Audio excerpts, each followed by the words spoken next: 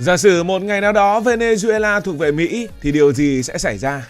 Thế giới sẽ không chỉ chứng kiến sự thay đổi về mặt biên giới, sự thay đổi về mặt địa lý, mà sẽ có rất nhiều sự thay đổi khác về mặt kinh tế, về mặt quyền lực, về mặt năng lượng. Và đây chỉ là một câu chuyện giả định mà thôi. Trước hết chúng ta hãy nói về địa lý. Về mặt địa lý, Venezuela nằm ở một vị trí cực kỳ đặc biệt.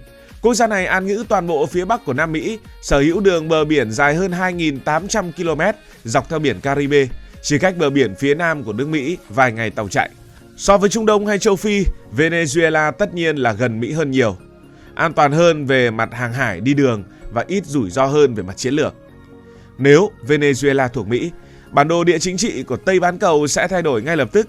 Mỹ khi đó không chỉ kiểm soát được vịnh Mexico mà còn có sự hiện diện trực tiếp và toàn diện ở Caribe, khu vực từ lâu vẫn được Mỹ coi là sân sau chiến lược. Vị trí của Venezuela cho phép Mỹ khống chế các tuyến hàng hải quan trọng nối Đại Tây Dương, Caribe và kênh đập Panama, từ đó gia tăng ảnh hưởng đối với thương mại toàn cầu. Ở góc nhìn quân sự, an ninh, Venezuela là một điểm tựa tự nhiên. Từ đây, Mỹ có thể mở rộng khả năng kiểm soát không phận và hải phận Caribe, tăng cường việc phản ứng nhanh với mọi biến động tại Trung Mỹ và Nam Mỹ. Nói cách khác, Venezuela giúp Mỹ ôm trọn phần phía nam của bán cầu phía Tây. Bây giờ thì họ đang sở hữu phần phía Bắc rồi. Đương nhiên là phần lớn phần phía Bắc thôi, bởi vì chúng ta vẫn phải nói đến Canada bên cạnh Mỹ. Nói gì thì nói, dù đã nhắc đi nhắc lại nhiều lần, nhắc đến Venezuela thì chúng ta vẫn phải nói về dầu mỏ. Điểm then chốt khiến Venezuela trở thành giấc mơ chiến lược nằm ở dầu mỏ. Venezuela sở hữu trữ lượng dầu mỏ đã được chứng minh là lớn nhất thế giới, vượt cả Ả Rập Xê Út. Ngày xưa cứ nói đến dầu mỏ là nói đến Ả Rập Xê Út, nhưng người ta nhiều khi quên mất cái tên Venezuela. Phần lớn trữ lượng này tập trung ở vành đai Orinoco, nơi được ví như một đại dương dầu nằm ngay ở trên đất liền. Về mặt lý thuyết, với giá dầu dài hạn ở mức trung bình, giá trị trữ lượng dầu của Venezuela được nhiều nghiên cứu ước tính lên đến hàng chục nghìn tỷ đô la Mỹ. Trong nhiều thập kỷ của thế kỷ 20, Venezuela từng là một trong những nhà cung cấp dầu quan trọng nhất cho Mỹ. Nhưng các biến động về chính trị, về việc quốc hữu hóa, về mặt quản lý không tốt và cấm vận đã khiến ngành dầu khí của nước này suy sụp nghiêm trọng. Nếu Venezuela thuộc Mỹ, mọi thứ sẽ đảo chiều rất nhanh. Công nghệ khai thác dầu nặng của Mỹ, vốn thuộc hàng tiên tiến nhất thế giới, có thể được triển khai quy mô lớn. Cơ sở hạ tầng dầu khí dù xuống cấp vẫn có nền tảng để phục hồi nhanh hơn nhiều so với việc xây mới từ đầu. Có thể chỉ trong vòng vài năm, sản lượng dầu của Venezuela hoàn toàn quay trở lại, thậm chí vượt mức đỉnh cao trong quá khứ. Với Mỹ, điều này đồng nghĩa với việc sở hữu một nguồn dầu khổng lồ nằm sát lãnh thổ, chi phí vận chuyển thấp và rủi ro thì nhỏ hơn hẳn so với việc ở Trung Đông. Cán cân năng lượng toàn cầu khi đó sẽ thay đổi rất nhanh. Vai trò của tổ chức các nước xuất khẩu dầu mỏ, chúng ta vẫn gọi là OPEC, sẽ bị suy giảm. Trung Đông cũng sẽ mất dần vị thế độc tôn, còn Mỹ gần như nắm trọn quyền chủ động năng lượng ở Tây bán cầu. Và không chỉ có dầu mỏ đâu. Dầu mỏ đúng là trái tim kinh tế của Venezuela, nhưng nếu chỉ nhìn vào dầu thì vẫn nhìn thiếu một phần. Thực tế, Venezuela là một trong những quốc gia hiếm hoi ở Nam Mỹ, sở hữu hệ tài nguyên gần như là đủ bộ, chọn combo cho một nền công nghiệp nặng hoàn chỉnh, từ năng lượng, kim loại cho đến những vật liệu cơ bản. Vậy họ còn có những gì nữa? Dầu thì thường đi kèm với khí tự nhiên.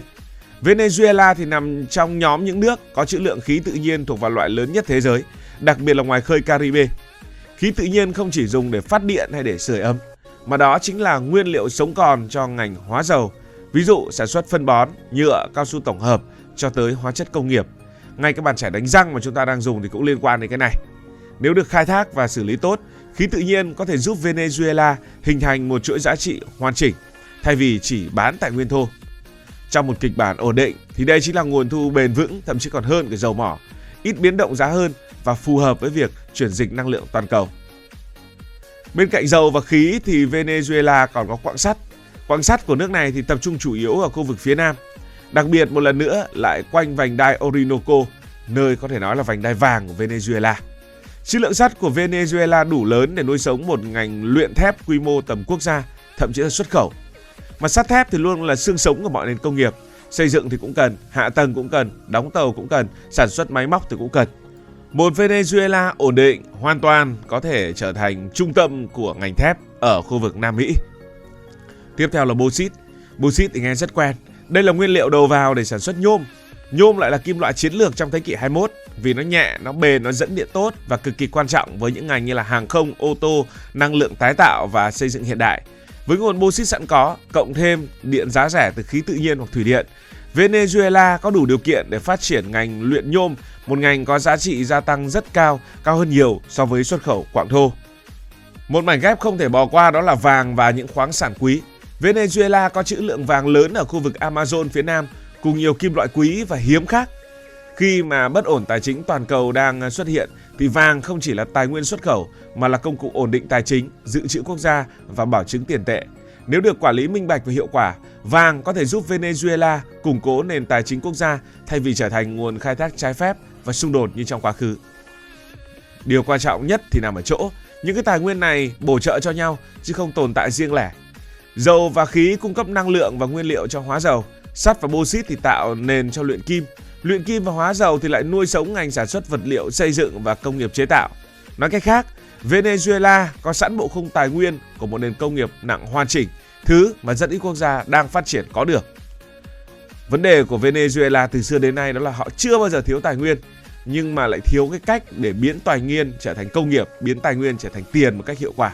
Thế nên nếu được quản lý tốt và có công nghệ phù hợp và có vốn nữa, thì Venezuela hoàn toàn không chỉ là một nước xuất khẩu dầu mà có thể trở thành trung tâm luyện kim, hóa dầu, vật liệu cơ bản của toàn bộ Tây Bán Cầu.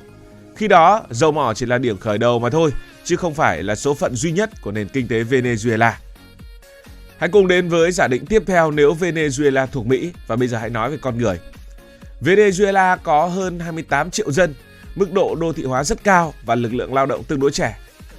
Venezuela là một nơi đông dân, nhiều thành phố lớn và nhu cầu tiêu dùng thì rất rõ rệt. Trong kịch bản nếu Venezuela thuộc Mỹ thì đây không chỉ là câu chuyện tài nguyên mà còn là câu chuyện của thị trường, tức là cái chỗ có người tiêu thụ. Venezuela có thể trở thành một thị trường tiêu dùng lớn cho hàng hóa, dịch vụ và công nghệ của Mỹ. Đồng thời thì cái lực lượng lao động dồi dào cũng giúp Venezuela có tiềm năng trở thành trung tâm sản xuất, chế biến của khu vực Caribe và Nam Mỹ. Về lâu về dài, họ có thể đóng vai trò là cầu nối giữa Bắc Mỹ và Nam Mỹ, cả về kinh tế lẫn chuỗi cung ứng. Đây là một lợi thế mà rất hiếm nơi có được như Venezuela. Vẽ ra thì toàn thấy là màu hồng, nhưng có phải là toàn màu hồng hay không? Hay là cũng có những cái mảng màu xám ở đây trong cái giả định nếu Venezuela thuộc Mỹ? Tất nhiên Venezuela không phải là một món quà trời cho, càng không phải là một nơi cứ tiếp quản là sinh lợi. Trái lại, đây là một bài toán lớn, nặng, tốn kém. Bởi Venezuela không chỉ mang theo tài nguyên mà còn mang theo toàn bộ di sản của nhiều năm khủng hoảng kéo dài. Lạm phát phi mã, đồng tiền mất giá, sản xuất đình trệ, di cư hàng loạt và sự sụp đổ của bộ máy nhà nước đã để lại những vết nứt rất sâu trong lòng xã hội Venezuela. Đây không phải là những vết xước đâu mà thực sự là những vết nứt, là những tổn thương rất là lâu dài, ăn sâu vào đời sống kinh tế, xã hội và tâm lý con người Venezuela. Bởi vậy nên nếu mà thuộc Mỹ, chúng ta đang nói về giả định thì Mỹ cũng phải tốn rất là nhiều tiền để đầu tư vào đây. Hạ tầng của Venezuela là một ví dụ điển hình. Đường xá, cầu cống, điện nước, hệ thống lọc dầu, cảng biển và điện lưới đều đã xuống cấp nghiêm trọng sau nhiều năm thiếu đầu tư và quản lý thì không tốt. Không ít khu vực mất điện thường xuyên, giao thông thì đình trệ, sản xuất bị gián đoạn, ngay cả khi tài nguyên có đầy ở trong tay. Và việc khôi phục lại những thứ này không chỉ đơn thuần là sửa chữa mà gần như là phải làm lại từ đầu theo tiêu chuẩn hiện đại.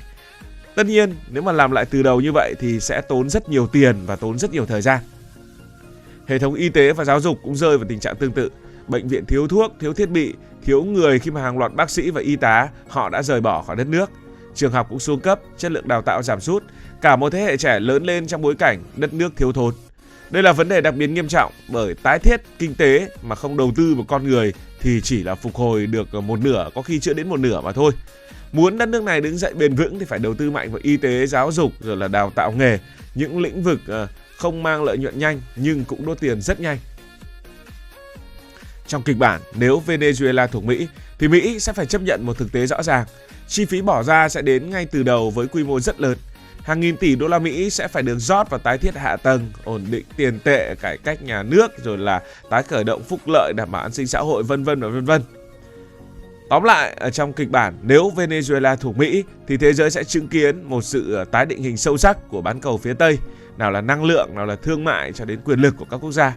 Đây không chỉ là câu chuyện của địa lý, của kinh tế bình thường mà là một bước ngoặt có thể định hình vai trò của nước Mỹ trong thế kỷ 21, không chỉ là một siêu cường toàn cầu mà là người nắm trọn vận mệnh của Tây Bán Cầu. Tất nhiên chúng ta đang nói kịch bản giả định thôi. Cảm ơn vì đã quan tâm theo dõi câu chuyện này. Nếu cảm thấy thú vị, bạn có thể nhấn nút đăng ký kênh, bật chuông thông báo và chia sẻ. Còn bây giờ thì xin được nói lời chào, tạm biệt. Cảm ơn các bạn đã dành sự đồng hành cùng Hải Thanh Story. Đi qua những vùng đất, khám phá những điều mới.